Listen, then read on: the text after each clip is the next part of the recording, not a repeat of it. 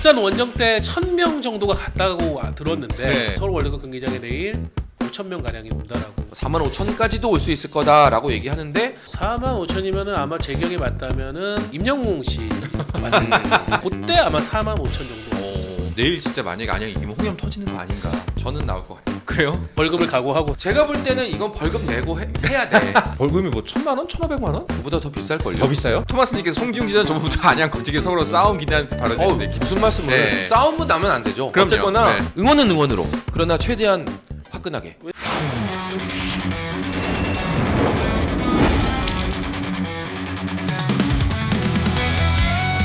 K리그 1 개막전부터 대박이 났습니다. 네. This is K리그라는 네. 생각을 했습니다. 순위표를 봤는데요. 1라운드 끝나고 지난 시즌 순위표를 뒤집어 놨습니다. 지금. 1위에 지금 대전이 올라와 있고 뭐 그 밑에 이제 대구, 전북, 안양, 뭐 이렇게 이제 쭉쭉쭉쭉 와 있는데 순위표 거꾸로 붙인 거 아니냐고. 그렇죠. 많이 그러니까 이게 K리그라는 거예요.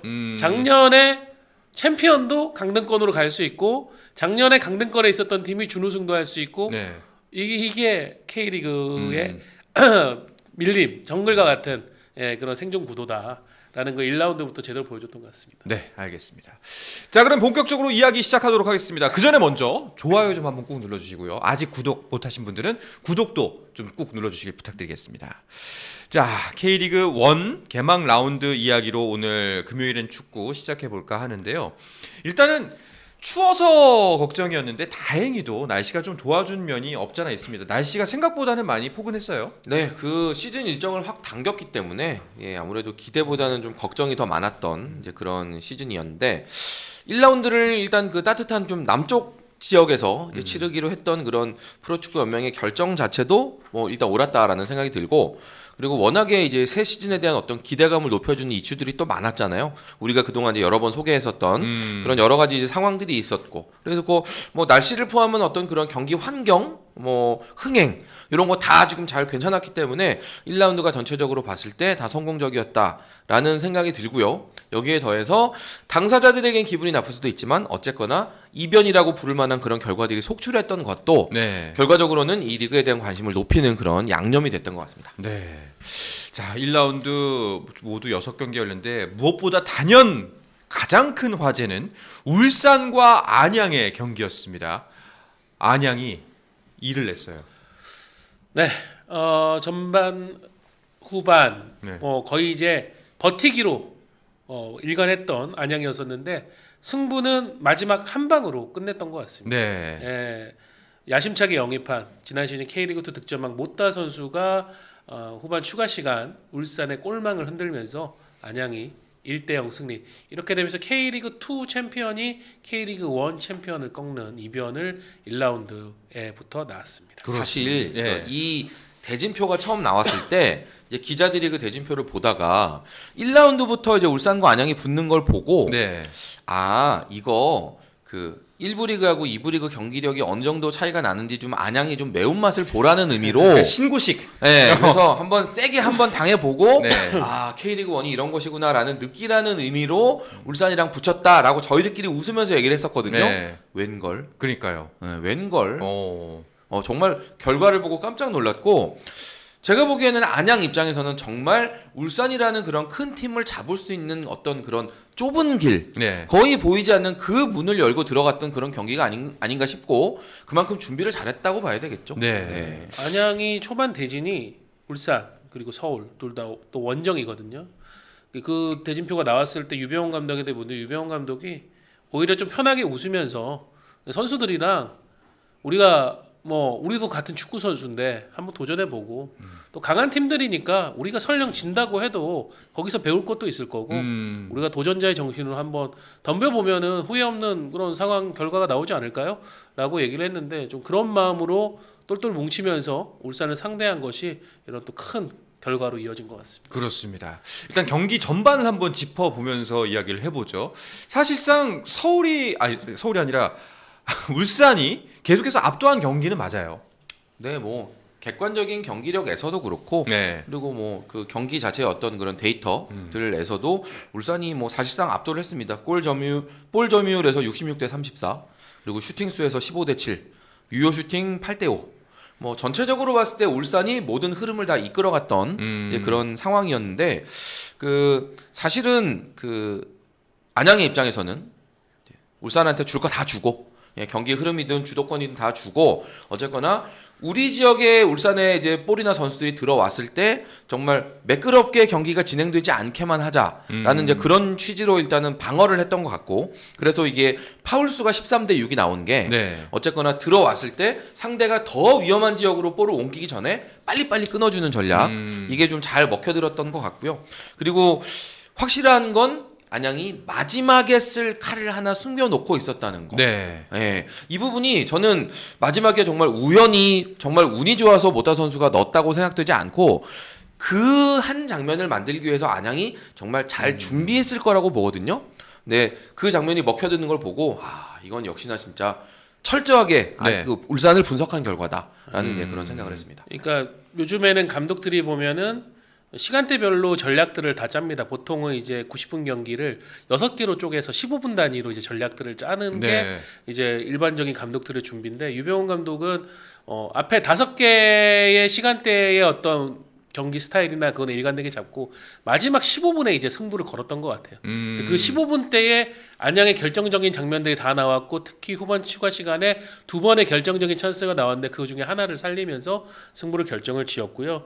그 울산에도 야구가 있고 안양에도 야구가 있습니다. 두 선수가 그리고 이날 동시에 또 교체가 투입이 됐어요. 후반에 같이 뛰었죠. 네, 차례로 교체 투입이 돼가지고 결국은 저 야구 두 팀의 야구 중에서 누가 더 어떤 슈퍼 서브의 역할을 하느냐 이게 걸렸는데 울산의 야구는 결정을 지어줘야 되는 그 역할을 제대로 수행을 하지 못한 반면에 안양의 야구는 좌우 측면 뭐 프리롤로 움직여주면서 이 선수 왼발잡이기 때문에 왼쪽에 가면은 크로스 위주로 오른쪽에 가면 본인이 직접 슈팅하는 그런 이제 스타일이거든요. 그걸 잘 수행을 했고 마지막에 결국은 야구의 크로스가 모따의 머리로 정확하게 배송이 되면서 네. 쿠팡 특급 배송이 딱 되면서 마무리가 됐습니다.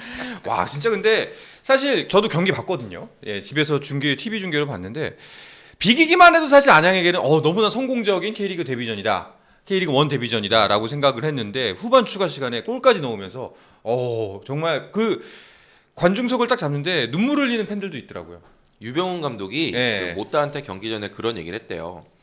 너한테 결정적인 찬스가 한 번은 갈 건데 네.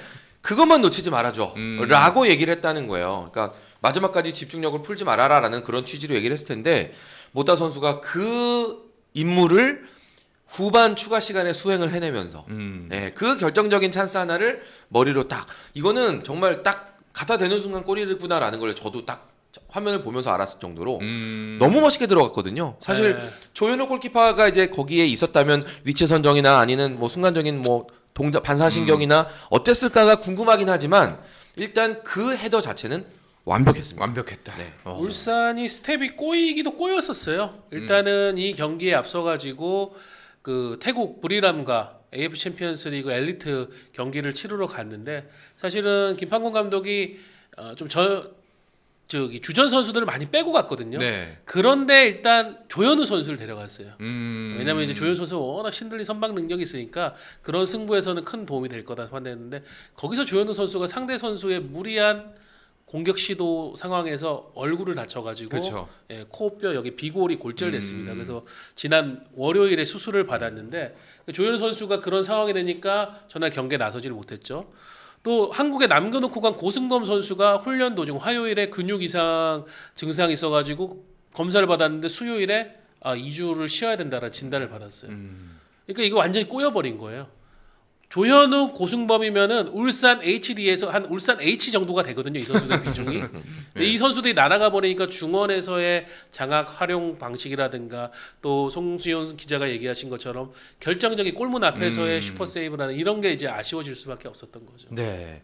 지난주에 이제 서우정 기자가 이제 다윗과 골리앗의 대결이다 했는데 제가 이제 그 옛날 이야기에서는 다윗이 이깁니다 했는데 진짜 다윗이 이겼어요. 다윗이 이기는 것 같아요. 내가 맞췄다고. 네. 얻어 걸렸지만. 근데 이게 참 유병훈 감독이 대단한 게 제가 그때 그걸 예상했잖아요.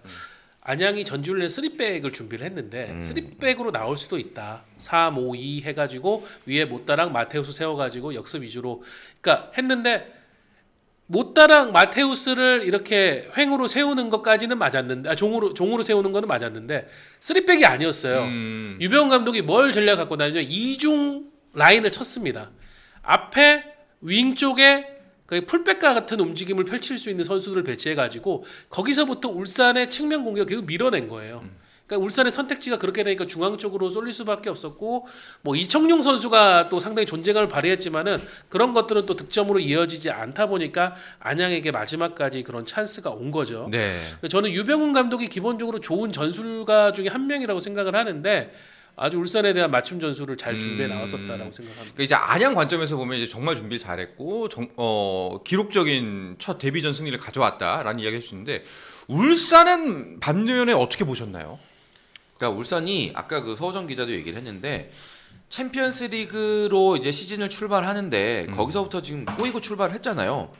뭔가 전체적으로 일단 출발, 우리가 겨울 내내 만들었던 거를 이제 보여주는 이제 그런 그 첫 경기 자체가 좋지 않았던 거에서 전체적으로 약간 좀 뭔가 엇박자, 삐끗삐끗하는 그런 장면들이 나왔던 것 같고 그리고 사실은 안양과의 경기에서도 넣을 수 있는 찬스 얼마나 많았습니까? 네.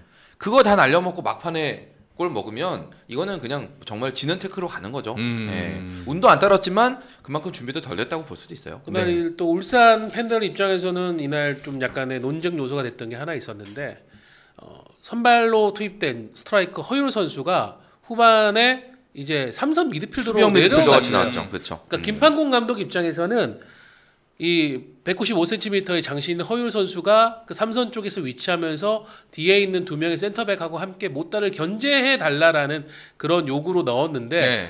결국은 실점 장면에서는 허율 선수가 못다 근처에 있질 않았거든요. 그러니까 이게 어떤 전술적인 미스가 난 부분인데 그러니까 저는 그런 게 있어요.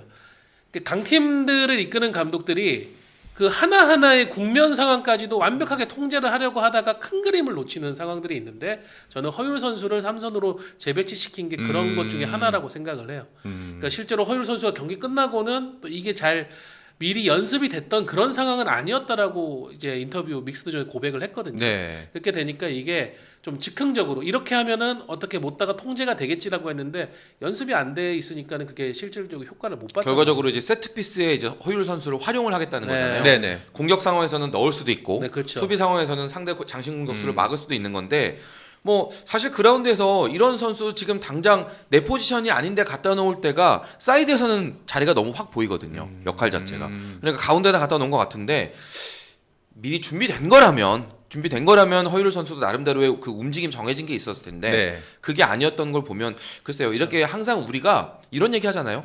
우리가 묘수라고 생각하는 것 자체가 실수인 경우가 많아요. 그렇죠. 네, 이 장면도 아마 그것 중에 하나가 아닐까 싶습니다. 악마는 디테일에 숨어 있다라고 하는데 네. 그러니까 허율 선수가 지난 시즌에도 광주에서 보면은 스트라이커 받다가 또 이전 감독이 하면서 국가대표 센터백으로 키워보겠다고 해서 밑으로 내린 적도 있고 그러니까는 김판공 감독 입장에서는 두 개를 경험을 해봤으니까 양날의 검이 그러니까 뭐라고 해야 될까 이도류가 될 수 있을 거다 이렇게 네, 생각했는데 그렇지. 그쪽으로 기대했는데 오히려 디테일이 빠져버리니까는 이게 양날의 검이 돼가지고 울산을 스스로 벤 꼴이 되고 말았어요. 정작 그 못다 선수가 헤딩을 할 때 그 앞에 붙어있던 건 강상우였죠. 네. 네, 이건 말도 안 그러니까 되는 오히려 상황이죠. 아예 그냥 허율 선수한테 너는 위치에 상관없이 못다를 타이트하게 막고 있어라 이런 지시를 내리는 게 차라리 낫지 않았을까 그렇게 쓸 거였다면. 이거는 다 결과론적인 저희의 분석입니다. 네네네. 자 이렇게 뭐 울산과 안양 가장 화제를 모았던 대결은 안양이 기록적인 첫 승을 거두면서 막을 내렸고요. 2라운드 상대가 우리 방송 전부터 지금 댓글이 난리가 났지만 서울입니다. 이거는 벌써부터 이렇게 배치를 하나요? 이게 안양이 또 네. 울산을 이겨버렸기 때문에 네. 더 지금 불이 붙은 것 같고 또 서울은 첫 경기에서 제주에게 패하고 돌아왔습니다. 그렇죠. 예. 약간 우리가 2라운드에서 두 팀이 만났을 때 어떤 시츄에이션에서 만났을까라고 예상했던 것과는 정반대 상황으로 지금 만나게 되는 거거든요. 그러니까는 원정으로 오는 안양은 더 기세등등해졌고 울산 원정 때 1000명 정도가 갔다고 들었는데 네. 그것도 대단한 숫자인데 지금 서울 월드컵 경기장에 내일 5,000명 가량이 온다라고 지금 알려져 있습니다. 지금 뭐 4만석 거의 다 좌석 나갔다는 얘기가 들리거든요. 오늘 조금 전에 제가 예. 그 FC 서울 관계자분하고 잠깐 차 한잔 마시다 왔는데 예. 최대 45,000까지 보더라고요. 최고 45,000. 네, 그러니까 날씨가 지금 너무 춥기 때문에 어떨지 모르겠으나 네. 어쨌거나 내일 현장에 와서 이제 뭐 표를 구매하시는 분들도 있으니까 네, 45,000까지도 올 수 있을 거다라고 얘기하는데 65,000 경기장에 45,000명 모이면 경기장 분위기 엄청납니다. 그렇죠. 45,000이면은 아마 제 기억에 맞다면은 작년에 그 임영웅 씨 왔을 때, 예, 임영웅 씨가 하프타임에 네. 공연하주로 왔을 때, 예. 그때 아마 45,000 정도 왔었을 오. 거예요. 예. 근데 그런 어떤 유인 효과가 없는데 순수 경기만으로 축구를 보러 오는 네, 분들이 축구에 있으니까요. 대한 스토리텔링만으로 그렇지. 지금 45,000이 모인다는 거는 대단한 거죠. 네. 저도 사실 혹시 가시나요? 두 분께서는 하고 지금 우리 들어와 있는 한 250분 정도 들어와 계신데 구독자 여러분들, 애청자 여러분들께서도 가시는 분 계신지 좀 궁금합니다. 두 분께서는 가시는 취재나 분들 예. 글 좀 남겨. 저는 내일 네. 같은 시간에 안산 그리너스 손삼성 중계하러. 아 중계하러 K리그 2. 네. 예. 저는 내일 갑니다. 오 서울로. 네, 저는 내일 가고 아예 좀 일찍 가서 경기장 분위기도 좀 보고. 예, 그 예전에 제가 그 수원 안양 LG 서포터 출신이라고 말씀하셨어요. 여기서, 예. 얘기한 적 있었잖아요. 슈퍼파워 안양. 네, 제가 그거 많이 했고 네. 그거 할 때 제가 이렇게 깃발 흔들고 그랬거든요. 오. 예, 그래가지고 그때 좀 그 기억도 좀 느껴볼 겸, 네. 예, 제가 안양 LG 서포터를 하다가 기자가 되면서 FC 서울 담당 기자가 됐어요. 예, 첫 기자를 제가 안양 LG 기자 담당 기자를 했는데 바로 그 다음 해에 이제 FC 서울이 네. 됐거든요. 그래서 그때 당시 상황을 이제 누구보다도 잘 알고 있고 뭐 그랬던 그 옛날 기억까지 다 버무려 가지고 한번 저도 나름대로 기자면서도 이제 축구 팬의 일원으로서 한번 즐겨 보려고. 이야, 벌써 이제 가신다는 분들이 몇 분 계십니다. 지금 갑니다 다 간다고 하는데 저도 사실 가려고 했거든요. 근데 내일 하필이면 또 주말 특근이 걸려가지고 회사 출근해야 되더라고요. 안타깝습니다. 이 경기도 사실 객관적인 전력에서는 당연히 서울이 앞선다고 판단하시는 분들이 많을 겁니다. 근데 아까 설명하셨지만 울산도 꺾고 올라왔고 서울은 또 제주에게 2대0으로 지고 올라왔고 그렇기 때문에 승부 어떻게 될지 모르거든요. 두 분께서 보시는 승부처 혹은 뭐 관건 어떤 게 있을까요? 그러니까 똑같을 거예요. 네. 사실 안양은 울산을 잡았던 그 방법으로 사실 서울을 잡는 게 가장 또 현실적인 방법이기도 해요. 그래서 안양도 이제 울산전에 나왔던 이제 그 전술을 비슷하게 약간씩 변형을 주면서 쓸 거고 서울도 지금 그렇게 할 거라고 예상을 하고 있어요. 그런데 울산 같은 경우에는 그 전에 많은 찬스가 있었는데 이걸 제대로 살리질 못하고 놓쳤잖아요. 네.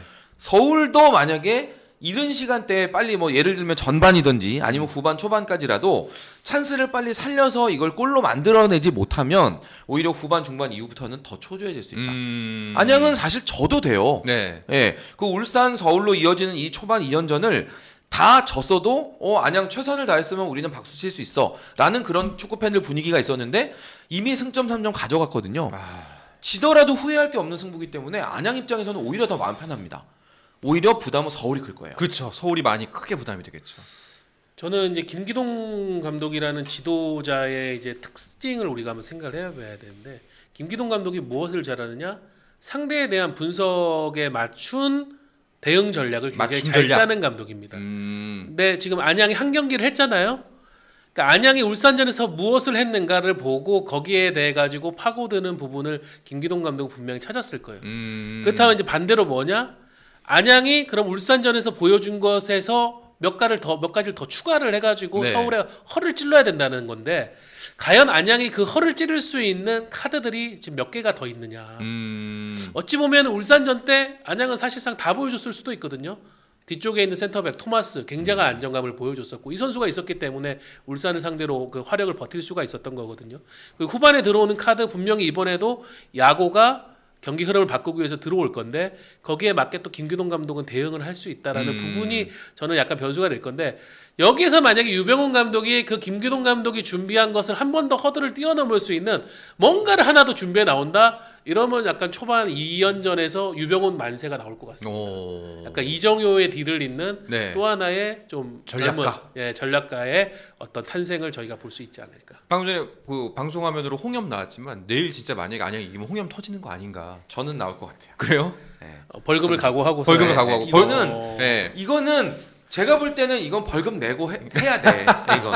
예, 저 정말 팬심으로 돌아가서 근데 얘기하자면 저는 저 홍염 까는 거에 대비해 가지고 서울이 시큐리티를 굉장히 많이 대비를 할 것 같아요. 그래서 그것 때문에 소요 사태가 벌어지면은 그거는 좀 초반에 이 K리그에서 약간 부정적 이슈가 또 되지 않을까. 왜냐면은 네, 터뜨릴 겁니다. 그 CQ 분들이 막 막으려고 가면 또 안양 팬들은 거칠게 또 대응을 할 거거든요. 네네. 예, 그런 게 약간 걱정은 또 됩니다. 벌금이 뭐 1,000만 원, 1,500만 원 얼마죠? 그보다 더 비쌀 걸요. 더 비싸요? 예. 비쌀 건데 예. 그럼에도 불구하고 저는 이 홍염은 예. 저는 보고 싶어요. 저는 오히려 반대로 네. 홍염 할 거라고 많이들 예상하기 때문에 안양 팬들이 여기서 오히려 우리는 아니야, 우리는 오히려 순수하게 응원의 힘으로 그들에게 뭔가를 보여주겠어. 우리가 네. 돌아왔다는 걸 보여줄래. 요즘에 제가 작년에 K리그2 한 몇 년간 안양 열심히 중계하러 다니면서 봤을 때 뭐라고 표현했냐면은 그 분들 그 모자가 있어요. 네. 그 챙 이렇게 달린 모자 있잖아요. 그거 쓴 거 위에서 이제 보고 보면 뭐가 생각나요? 포도송이거든요. 네, 그 딱 모여 있는 포도송이 수천 알의 포도송이들이 막 우악우악 하면서 그런 목소리에다가 지난번 울산 원정 때 그 안양의 일천 결사대가 내지른 그 어떤 성량 네. 그게 엄청 또 화제가 됐거든요. 성량 장난 아니더라고요. 네. 와. 근데 이번에 5,000명 오잖아요. 네. 그럼 제가 볼 때는 거의 홈에 2만 5천여 서울 홈팬들에게 밀리지 않을 것 같단 말이죠. 네. 그걸로 저는 충분히 승부해도 괜찮지 않나. 토마스님께서 송지웅 기자는 저번부터 안양 거치게 서로 싸움 기대하면서 발언주시는데 기자 맞으세요? 무슨 말씀을 네. 싸움은 나면 안 되죠. 그럼요. 어쨌거나 네. 응원은 응원으로 끝나야 돼요. 네. 근데 예전에 제가 응원할 때 그 안양 LG는 이 홍염이 정말 어떻게 보면 정체성이었거든요. 그렇죠. 저희들 제 용돈 모아가지고 그 홍염 사는데 돈 보태고 했던 그런 기억들도 있어서 예, 그래서 저는 개인적인 그런 생각을 말씀드립니다. 테러리스트야. 그러니까 더 화려하게 네. 뭔가 화려한 모습을 보고 싶다는 거죠. 네. 아까 얘기 드렸지 않습니까? 슈퍼파워 안양 예, 그 시절에 응원하셨던 분이기 때문에 그러니까 뭐 사실 이런 스토리라인이 만들어진 게 저는 너무나 반가운 일이고 뭐 이제 내일 경기 굉장히 기대가 되는데 무엇보다 가시는 분들 특히나 좀 이제 안전 특히 뭐 절대 위험하지 않게만 하시길 좀 강력하게 그러니까 그 부분에 부탁드리겠습니다. 대해서는 예. 안양 팬들도 네. 충분히 준비를 하고 서로 이제 의견을 교환하는 걸로 알고 있어요. 이게 그 서포팅으로 끝나야 되지. 이게 뭐 양 그 팬들 간의 어떤 물리적인 접촉이나 이런 식으로 이제 이게 번지면 안 되거든요. 그럼요. 네. 사실은 축구 팬 모두가 그런 상황이 가는 걸 바라지 않기 때문에 그 부분에 대해서는 우리가 모두 조심해야 된다라는 그런 내용들을 이제 두 팀 서포터들이 서로 공유를 하는 걸로 알고 있고, 네. 예. 응원은 응원으로. 그러나 최대한 화끈하게. 왜냐면은 네. 올해 저 한 번으로 끝나는 게 아니에요. 최소 세 번을 맞붙잖아요. 또 안양 홈으로 가서도 그렇죠. 또 안양 팬들은 자신들이 서울과의 경기 맞붙는 걸 보게 될 거고 그러니까 그런 부분에 대한 여지도 계속 가지고 가야 되기 때문에 뭐 설령 전날 원하는 결과가 나오지 않아도 그럼 우리가 다음 경기 또 준비하면 되지 이런 마음을 하셔야지 마치 전날 내 인생의 모든 것이 오늘 다 걸렸어라는 듯이 그렇게 행동하시면은 절대 네. 안 될 것 같습니다. 네.